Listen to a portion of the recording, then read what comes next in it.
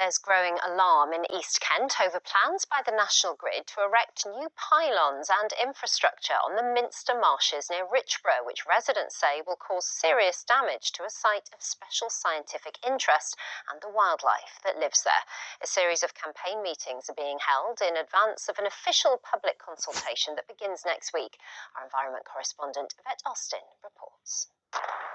10 years ago, and the Richborough skyline was changed forever when the old fossil fuel burning power station was demolished. The vision back then for the site was of a green energy park.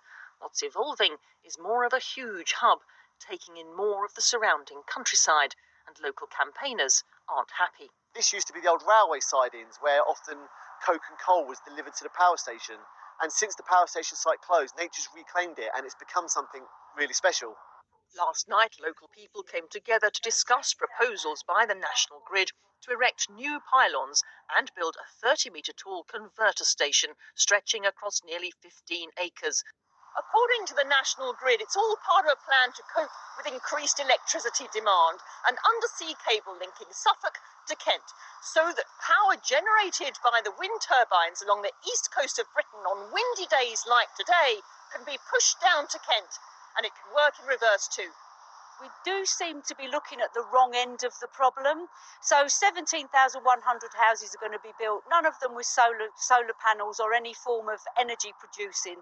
Maybe if we can look at turning each new building into its own little power generation unit, then the pull on the National Grid would be less. Richborough has already seen much grid development. A converter station, which changes electricity between DC and AC currents, was constructed about 5 years ago as part of the Nemo link, which connects us electrically with Belgium. Large-scale battery storage is also being built. Many people think enough is enough. When I was a boy, I used to see the wildlife and ducks and geese and loads of waders follow the river line.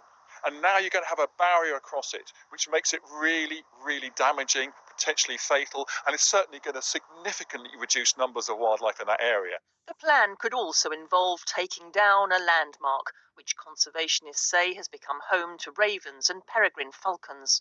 And we've got some really, really special wildlife used in this area. We've got nightingales, we've got turtle doves, we've got tawny owls, long-eared owls, short-eared owls, we've got water voles, we've got beavers. The list goes on. It's incredibly special. And this development is going to severely disrupt and, if not destroy, that habitat. The National Grid says it's giving careful consideration to environmental and community impacts. Yvette Austin, BBC South East Today, Richborough.